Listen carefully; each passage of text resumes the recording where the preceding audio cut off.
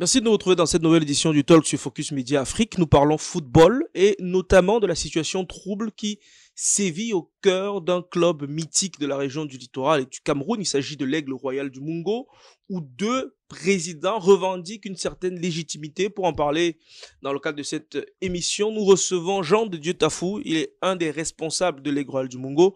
Merci d'avoir accepté notre invitation, monsieur Tafou. Merci Kevin Fosso et bonjour à tous les internautes qui suivent Focus Media en ligne. Vous avez successivement été membre des différents bureaux, des différents présidents de l'Aigle Royal du Mungo. Il faut bien citer les contemporains. D'abord, Jean-Adolphe Sequet et aujourd'hui, monsieur Emmanuel Tankwa. Quels sont les rôles que vous avez joués ou que vous continuez de jouer d'ailleurs? Non, il faut préciser qu'en 2019, j'arrive au bureau exécutif de l'Aigle Royal du Mungo comme trésorier adjoint. Et 2 ans après que notre mandat soit terminé, il était question de mettre une nouvelle équipe sur pied. Et dans cette nouvelle équipe, on a estimé que je pouvais jouer le rôle de commissaire aux comptes. Donc aujourd'hui, je suis commissaire aux comptes du nouveau bureau. Que se passe-t-il exactement au sein de l'Aigle Royal du Mungo? Il se trouve simplement que le président sortant a quelques difficultés à expliquer à l'ensemble du bureau exécutif comment est-ce que le club se gère. Qui est-il, ce président? Le président, c'est Adolphe. Donc, il n'explique pas aux membres du bureau, en fait, comment l'équipe se gère. Et alors, les membres du bureau ont estimé que ce n'était pas normal de gérer une équipe de la sorte. Et ils l'ont interpellé à plusieurs fois pour lui demander d'essayer de faire des réunions pour expliquer aux gens comment le club se gère. Ce que le président, c'est qu'il n'a pas voulu se plier. Et il se trouve donc à un moment donné, le 2/3 du bureau s'est réuni et a suspendu le président. Ce qu'il a d'ailleurs contesté devant la FECAFOOT. Et la FECAFOOT a fait une réunion de crise sur laquelle la FECAFOOT a donné un certain nombre de directives qu'on en parlera au cours de l'émission.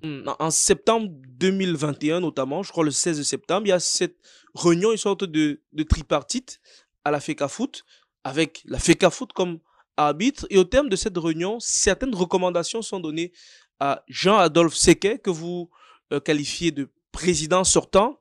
Quelles sont ces réclamations, du moins? Quelles sont ces indications qui sont données à ce moment-là à Jean-Adolphe Sequet? En effet, il faut préciser que quand le bureau exécutif, par son 2/3, avait suspendu le président, il a contesté.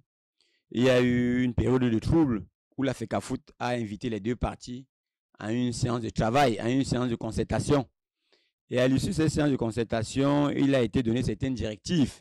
Le président Sequet était présent, le président Tankwa était présent et beaucoup d'autres membres. Il a été donné certaines directives qui demandaient aux deux parties de faire la paix. Et la FECAFOOT a dit qu'elle reconnaissait le président Sequet comme président de l'Aigle Royal du Mungo et reconnaissait également le bureau en place, élu en 2019 comme le bureau de l'Aigle Royal du Mungo. Et la FECAFOOT a demandé que les deux parties devaient se réunir. Le président Sequet devait donner 2 membres, le président Tankwa 2 membres, la FECAFOOT 1 membre pour la relecture des statuts et tenir une assemblée générale le 4 décembre. Donc, après cette réunion, le procès a été signé de tous les partis. On a attendu. Durant toutes ces périodes-là, rien n'a été fait. Alors, se rendant vers l'ouverture du nouveau championnat en 2022, on a donc saisi la fédération pour dire ce que vous avez demandé au président sortant de faire la dernière fois, il ne l'a jamais fait. Et aujourd'hui, le championnat commence bientôt. Qu'est-ce qu'on fait?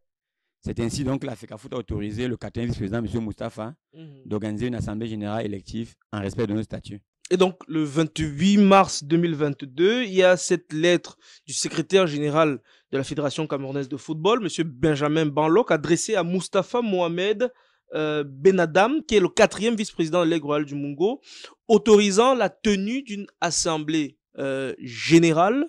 L'assemblée générale va se tenir, l'assemblée générale à l'issue de laquelle M. Emmanuel Tankwa est porté à la tête de l'Aigle Royal du Mungo. Est-ce qu'elle se tient en toute légalité, cette assemblée générale? Oui, il faut le dire.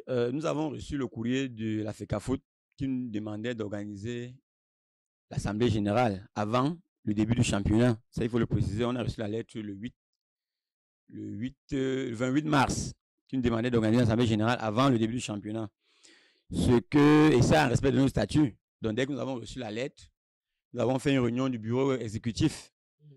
Et puis, comme le président sortant ne voulait pas convoquer l'Assemblée générale, d'après nos statuts, si le président ne convoque pas, il faut 2/3 des membres du bureau pour convoquer. Donc, on s'est donc réunis pour voir si on pouvait atteindre le quorum de 2/3. Effectivement, on avait le 2/3, même plus 1. C'est donc comme ça qu'on s'est donc décidé de convoquer l'Assemblée générale. Et puis, on a informé même le président sortant. Il a reçu sa convocation. Donc, nous pensons que d'après les directives de la fédération, la tenue de l'Assemblée générale, nous avons respecté tout ce qui nous a été demandé. On a rendu compte au préfet département du Mungo de l'aide de la fédération. On a rendu compte au sous-préfet de Konsamba deuxième qui nous a donné une autorisation de manifestation publique. Territorialement compétent. Tout à fait. Oui, tout à fait. Tout ça, c'est tenu à l'hôtel Mungo. C'était à l'hôtel Mungo. Et puis, le sous-préfet de Konsamba deuxième nous a donné une autorisation de manifestation publique. Et nous avons tenu cette assemblée en présence de son représentant, du délégué départemental des sports et de tous les autres membres de la communauté sportive de la ville de Konsamba. Sauf que le 8 avril, jour même de l'Assemblée générale, il y a cette autre lettre du secrétaire général de la FECAFOOT qui, cette fois-ci, demande au sous-préfet de l'arrondissement de Konsamba deuxième d'empêcher la tenue de cette Assemblée générale. C'est assez incompréhensible quand même. Oui, vous le dites, nous avons lu ces lettres comme toute autre personne. Et puis, nous sommes un peu surpris. Vous l'avez lu avant ou après la tenue? Nous avons lu à la sortie de l'Assemblée générale. C'est à la sortie de l'Assemblée générale qu'on nous dit qu'il y a une lettre qui circule sur la toile demandant au sous-préfet de l'arrondissement de Konsamba deuxième d'annuler l'Assemblée générale. Donc, cette lettre, en réalité, nous ne connaissons pas quelle est son authenticité, puisque, en fait, le secrétaire général qui nous a demandé d'organiser l'Assemblée générale ne nous a pas écrit pour nous demander de ne plus organiser cette assemblée.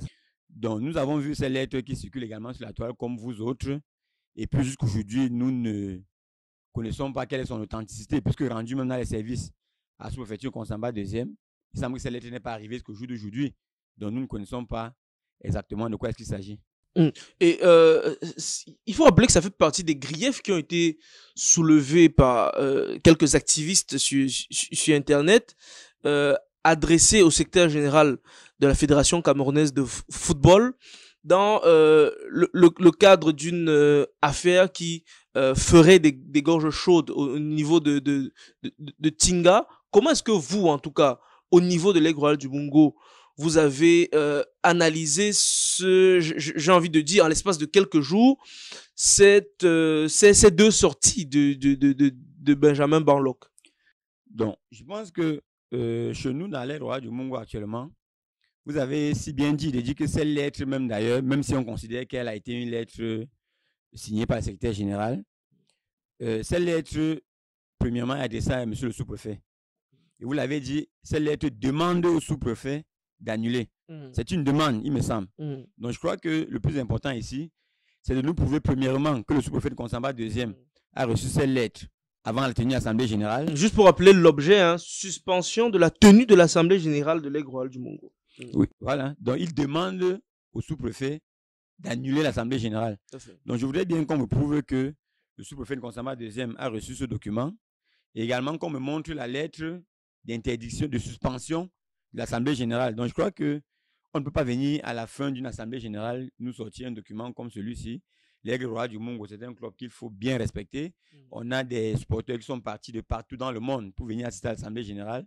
Vraiment, il est un peu difficile et c'est pour ça que nous doutons de cette lettre parce qu'elle est signée du 8. L'Assemblée générale s'est tenue le 8. Donc, c'est pour ça que cette lettre, nous ne maîtrisons pas l'authenticité de cela parce que c'est pas très respectueux si vous voulez annuler quelque chose. Je dis organiser le 8 et vous annulez le 8 sans toutefois informer celui-même à qui vous avez demandé d'organiser. Donc, c'est pour ça que cette lettre, nous ne la considérons pas beaucoup chez nous. Nous connaissons simplement qu'on a fait une assemblée générale et puis tout s'est bien passé. Il y avait une date de délai de dépôt du dossier pour obtention du code au niveau de la FECAFOOT. Est-ce qu'à l'issue de l'Assemblée générale que vous avez tenue, vous avez pu respecter ces délais-là? Nous avons tenu l'Assemblée générale et nous avons rendu compte rapidement à la Ligue régionale de football et à la FECAFOOT. Donc, jusqu'ici, nous n'avons pas reçu le retour de ce courrier. Nous n'avons pas reçu les codes. Nous ne connaissons pas si l'Aigle sera capable de jouer cette saison. Nous attendons toujours que la fédération nous réponde. Mais on note sur le terrain que celui qui est qualifié de président sortant organise des entraînements, organise des matchs de préparation avec des joueurs qui sont présentés comme des joueurs de l'Aigle Royal du Mungo, avec des maillots de l'Aigle Royal du Mungo. Il y a même sur Internet une page qui porte le nom, un compte Facebook qui porte le nom de l'Aigle Royal du Mungo, qui relaie régulièrement les activités du club, dont se targue d'être toujours le président Jean-Adolphe Sequet. Est-ce que cet Aigle Royal du Mungo-là est celui pour lequel vous avez élu le président Emmanuel Tankwa? Je parle de l'équipe qui se prépare en ce moment. Oui, je pense qu'il n'y a pas deux Aigles Royal du Mungo jusqu'à présent. C'est le même Aigle Royal du Mungo. Le président Sequet a confisqué l'équipe ou bien? Non, disons peut-être que jusqu'à ce que la FECAFOOT valide notre assemblée générale, je pense qu'il y a ce qu'on appelle actuellement la continuité des services. Il est normal que si la FECAFOOT n'a encore rien dit, que l'équipe puisse s'entraîner, que l'équipe puisse vivre, c'est normal. Mais je pense qu'une fois que le président Samuel Eto'o aura validé l'assemblée générale du 8, je pense qu'il sera dans l'obligation de nous remettre et les codes et les joueurs et tout ce qui va avec pour que nous continuions le travail de l'Aigle Royal du Mungo. Tout à fait. Vous décrivez cette situation comme un entêtement de la part de Jean-Adolphe Sequet. Est-ce que d'après vous, il ne compte rien lâcher?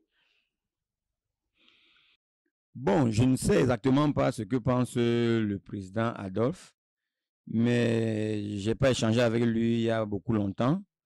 En réalité, tel que ça se présente là, je pense qu'il ne veut pas en fait quitter la tête du club. Je pense que c'est ça, il est là, ça fait déjà presque 8 ans déjà.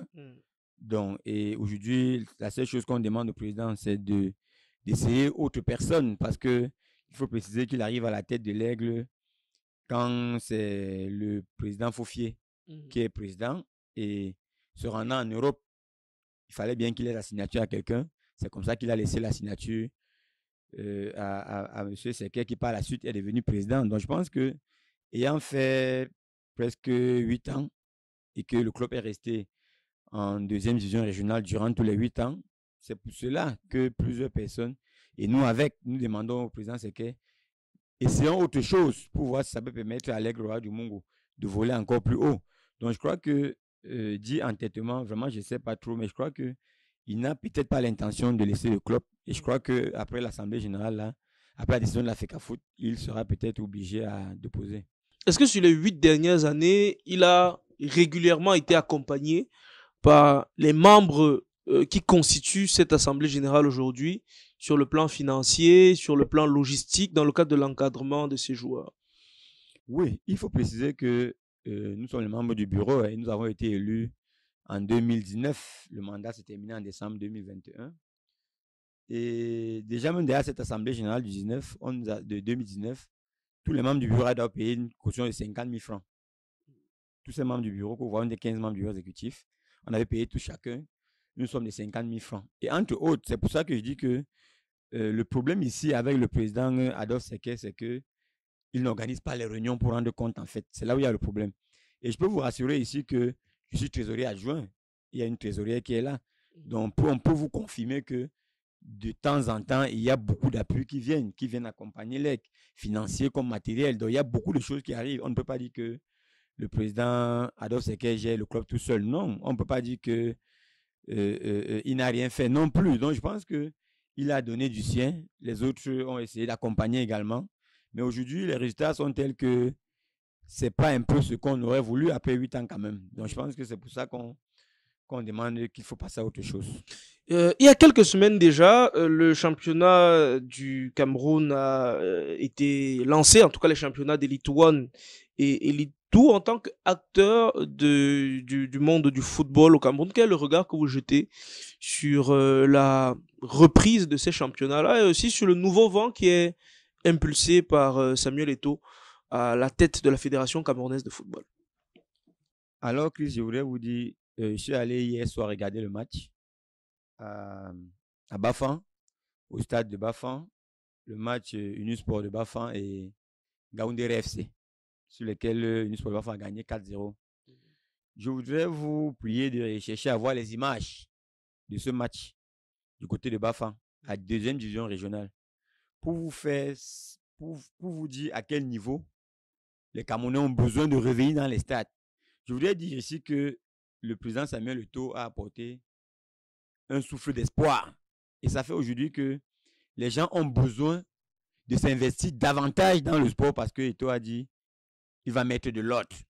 Et aujourd'hui, même après l'Assemblée générale de l'Aigle Royal du Mungo, tout le monde est retrouvé avec Samuel Eto'o qui a dit je veux mettre de l'ordre dans le football. Et nous pensons qu'au jour d'aujourd'hui, avec ce que nous avons fait, avec ce que les autres pensent faire, si Samuel Eto'o encore là, avec la même dynamique, je pense que les gens sont très d'accord pour que le football vive davantage au Cameroun. Et aujourd'hui, quand vous regardez tous les autres clubs, les petits stades qu'on a pu avoir, l'engouement qui est autour du football, vous comprenez bien qu'il y a un espoir quelque part.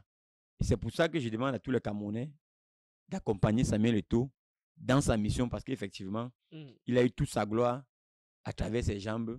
Et aujourd'hui, il semble qu'il est très mal à l'aise de voir des personnes qui jouent au ballon rond et qui sont mal gérées, où les clubs sont mal gérés, où les choses ne se font pas dans les règles, dans les standards internationaux.